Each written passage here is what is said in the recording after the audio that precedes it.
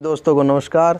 आज हम एक ऐसे शख्स के बारे में बातचीत करेंगे जिसके जैसा संसार में ना तो कोई हुआ है, ना कभी होगा, कभी भी नहीं होगा, गारंटीड ये बात है। जिसका नाम है संत शिरोमणि संत कबीर जी महाराज। उसके जैसा ना तो कोई हुआ है भाई, ना कोई होगा, क्योंकि वो स्वयं कहते थे कि मैं दिखूं दे और सूं मैं विदे, यानी कि मैं दिखता हूँ कि मैं मेरे शरीर है मगर शरीर मेरे नहीं है। वो जैसे आज के गुरु नाम देते हैं, ये जितने भी जो नाम दान देते हैं, दीक्षा देते हैं, जितने भी गुरुओं के ये सत्संग होते हैं, तो नाम देने का जो ट्रेंड चलाया था ना, वो संत कबीर जी महाराज ने चलाया था।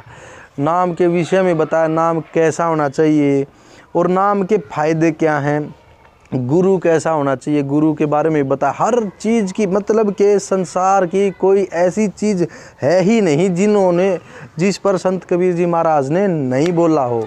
हर चीज़ पे बोला है उन्होंने। जैसे कि खुद के बारे में कहा है कि एक भजन उन्होंने लिखा है कि हम अवगत से चले आया रे मेरा भेद मर्म ना पाया, यानी कि मैं उस जगह से चला रहा हूँ जिसका भेद मर्म किसी को नहीं है, यानी कि उसका ज्ञान नहीं है किसी को। दूसरी बात है, उन्होंने बोला मात पिता मेरे कुछ नाही, नहीं घर ना दासी, यानी कि माता पिता नहीं है मेरे और ना ही कोई घरवाली है। जुल्ला का सुत्यान कहाया लोग करें मेरी हंसी, यानी कि जुलाहा के घर में आ गया, अवतार ले लिया और लोग मेरी हंसी करते हैं। तो वो कोई पैदा नहीं हुए, माता पिता मेरे कुछ ना ही, यानी कि माता पिता नहीं थे, बल्कि वो उस लोक से जो अमर लोक जिसको बोलते हैं, यानी कि यहाँ से पता नहीं कितने कोस किलोमीटर दूर है, वो आत्मा का लोक है। वहाँ से एक सीधे अवतार लेके आए थे, किसी फूल पे, कमल के फूल पे वो खुद अवतरित हुए थे, वो कहीं जन्म नहीं लिया उन्होंने। और बहुत सारी तो उस लोक के बारे में भी बताया। किसी भाई पूछने वाले भी थे कि भाई वो लोक कौन सा है जिसके बारे में तू जिक्र कर रहा है, आप ये बताओ। तो वो बताते हैं कि संतों का देश निराला, एक संतों का देश निराला, यानी कि उसने क्या बोला है कि साधों है मुर्द्या का देश, एक संतों का देश निराला, यानी कि इस देश को, इस लोक को तो मुर्दों का देश बोल गया। ये लोक तो मुर्दों का देश है, जिसको तुम जिंदा समझ रहे हो, मरे हुए हैं सब। यानी कि इतनी ऊंची सोच है, इतनी ऊंची कि उसने ये चीज़ मुर्दा दिख रहा है, सब कुछ है। और क्या बोले कि ये है मुर्दा का देश, एक संतों का देश निराला, यानी कि कोई अलग देश है, वो निराला है, अलग है, ठीक है। और भी उसके बारे में बहुत कुछ बताया कि पीर मरा पैगंबर मर गए जिंदा जोगी, यानी कि इस देश में मुर्दों का देश क्यों बोला है, क्योंकि इस देश में सब कुछ मरना है। पीर मरा पैगंबर मर गए जिंदा जोगी, राजा मर गया प्रजा मर गई, मरे वैद्य और रोगी, साधों है मुर्दा का देश, एक संतों का देश निराला, यानी कि संतों का देश है ना, वही अलग है। तो वही उससे पूछने वाले भी थे कि क्या है ये, कैसे उस देश में जाया जाए फिर। तो उन्होंने कहा सुरती से देख सखी वो देश, यानी कि अगर उस देश को देखना है तो सुरती से देखना पड़ेगा। सुरती का मतलब ध्यान, आत्मा। आत्मा को जैसे गीता में कहा ना भगवान कृष्ण जी महाराज ने कि आत्मा ना तो जलाई जा सकती है, ना काटी जा सकती है, ना पानी में भिगोया जा सकता है, वैसे ही सुरती यानी कि ध्यान है, वो ही आत्मा है, वो आत्मा है। तो जैसे कि आप ध्यान को आग में लगाओगे, आग में ध्यान लगाना वो जलेगा नहीं, ध्यान को पानी में लगाना वो भीगेगा नहीं, ध्यान को चाहे तलवारों के बीच में वो कटेगा नहीं। तो ध्यान ही आत्मा है। यानी कि जैसे पुलिस वाले क्या करते हैं, चोर को पकड़ने के लिए उसका स्केच तैयार करते हैं, उसी के माध्यम से चोर को पकड़ लिया जाता है। तो वो जो सुरती है वो समझ लो कि आत्मा का स्केच है, वो उसके माध्यम से हम उस लोक में जा सकते हैं। तो वो परमानेंट है, मतलब परमानेंट शांति है वहाँ पे। जैसे यहाँ पे हमारा हर बात थोड़ी सी शांति मिलेगी इस लोक में, और फिर झगड़ा शुरू, थोड़ी देर की खुशी मिलेगी, लोग समझेंगे कि भाई बेटा अगर हो गया तो हमारे घर में सुख आ जाएगा, खुशी आ जाएगी। लेकिन ऐसा तो कुछ होता ही नहीं है। जिसको बच्चे हैं वो भी दुखी हैं।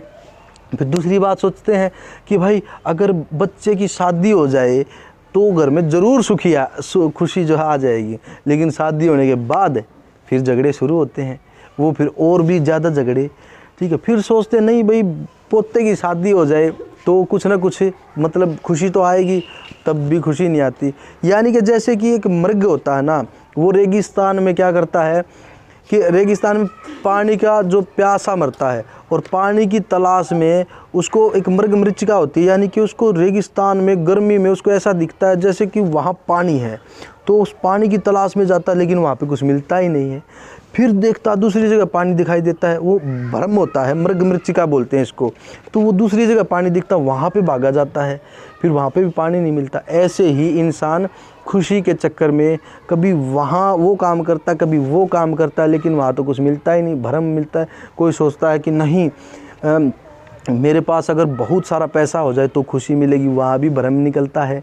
सच पूछो तो जब हम सुरती लगाते हैं, ध्यान लगाते हैं और ध्यान की गहराई में उतरते हैं, तब समझ में आती है यार मौत भी भ्रम है, मौत भी असलियत नहीं है। यहाँ पे जब ध्यान की गहराई में उतरेंगे तब पता चलेगा ये मौत भी टोटली भ्रम है। दूसरी बात है कि संत कबीर जी महाराज ने एक भी टॉपिक नहीं छोड़ा जिस पे ना बोला हो। बड़े बड़े ज्ञानी आते थे, अच्छे जो सूरमा थे, और वो किसी से भयभीत भी नहीं होते थे, स्पष्ट बात बोलते थे, लेकिन कड़वा सच नहीं बोलते थे, मृदु सच बोलते थे। भाइयों, उन्होंने बताया कि 84 लाख योनियों में घूमना होता है, 84 लाख योनियों के बाद इंसान का जन्म मिलता है। यानी कि एक समझ लो कि 84 लाख, उन्होंने बताया है कि 75 लाख वर्ष जो होते हैं, 75 लाख साल वो पेड़ पौधे बनते हैं, फिर 75 लाख साल पक्षी बनते हैं, फिर 75 लाख साल जलीय जीव बनते हैं, 75 लाख योनि, हाँ, इतने योनियों में भ्रमण करने के बाद तो कुल टोटल मिला के 3 करोड़ वर्ष का एक वो होता है समय, जिसके बाद एक इंसान का जन्म मिलता है। यानी कि समझ लो 3 करोड़ वर्ष के बाद एक जन्म इंसान का मिलता है। 84 लाख योनियों में भ्रमण करते हैं, 83,99,999 जन्म जीव जंतु, पक्षी, पेड़ पौधे, जानवर, कीड़े मकोड़ों के मिलते हैं। उनके बाद एक जन्म इंसान का मिलता है जो कि मोक्ष के लिए मिलता है। लेकिन हम उस जन्म को अज्ञानतावश या कोई शैतानी ताकत हमारा दिमाग वहाँ से भटका देती है, क्या बोलते हैं उनमें, जैसे माया में लगा देती है वो ध्यान, है, हमारा ध्यान भटक जाता है और वो समय निकल जाता है। यानी कि हमारे पास कुल मिला के 70-80 साल होते हैं जिसमें हम भगवान को प्राप्त कर सकते हैं, लेकिन हम वहाँ से चूक जाते हैं क्योंकि एक शैतानी ताकत ऐसी है जो हमको वो लक्ष्य प्राप्त नहीं करने देना चाहती। जैसे हम समझते हैं हम आज़ाद हैं, फ्री हैं। जैसे आपने देखा होगा एक वन्य जीव अभयारण्य होता है जहाँ पे बहुत, जैसे चिड़ियाघर है तो उसमें बहुत सारे जानवर होते हैं। वो जानवर समझते हैं हम फ्री हैं, एक स्वतंत्र है, यानी कि हमारे रोक टोक नहीं है, लेकिन उनको नहीं पता भाई इस चिड़ियाघर के बाहर भी कोई दुनिया है, यहाँ पे बाउंड्री है, उसके बाहर तुम नहीं जा सकते। ऐसे ही हम यहाँ पे समझते हैं अरे हम तो आज़ाद हैं, हमें कौन क्या कहने वाला है, लेकिन नहीं, हम एक बाउंड्री के अंदर कैद हैं। और ये जो शरीर है ना, ये मिट्टी का है, ये कभी भी ख़त्म हो सकता है। यानी कि हमारा जो आत्मा है ना, उस आत्मा के ऊपर ये मिट्टी का वज़न लाद दा गया है ज़बरदस्ती से। अरे हमारी तो इच्छा ही नहीं है भाई इस मिट्टी को ढोएं। हमारी जो आत्मा है वो तो एक परमानंद है, उसका स्वभाव है एक शांति। ये मिट्टी का शरीर आत्मा के ऊपर लोड कर दिया है किसी ने, कोई ताकत ऐसी है शैतानी जिसने ऐसा किया है, वरना आत्मा को फ्री छोड़ना चाहिए था। आत्मा तो फ्री चीज़ है। हाँ, तो कबीर साहब ने भी कहा कि बहुबंधन से बांधिया एक बेचारा जीव, यानी एक बेचारा जीव का मतलब आत्मा, बहुबंधन से बांधिया एक बेचारा जीव। तो ये जो जीव है, आत्मा है, ये बहुबंधन से बांधा हुआ है।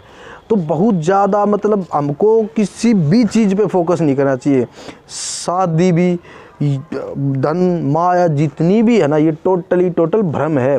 आप जब इनके अंदर एंट्री करते हो तभी पता चलता है यार वहम है, ये कहाँ आ गए, तो कोई असली जीवन नहीं है। ठीक है, थोड़ा सा सुख मिलता हल्का सा, फिर लगता है यार ये तो वहम है, भ्रम है, फंस गई। असलियत तो है ही नहीं, असलियत सिर्फ परमात्मा का नाम है। परमात्मा के नाम के सिवा कुछ भी असलियत नहीं, कुछ भी गारंटीड। दोस्तों अगर वीडियो अच्छी लगी हो, लाइक करना चाहो तो कर देना, नहीं करना चाहो तो कोई बात नहीं, लेकिन परमात्मा का नाम कभी नहीं भूलना। जय हिंद, जय श्री राम।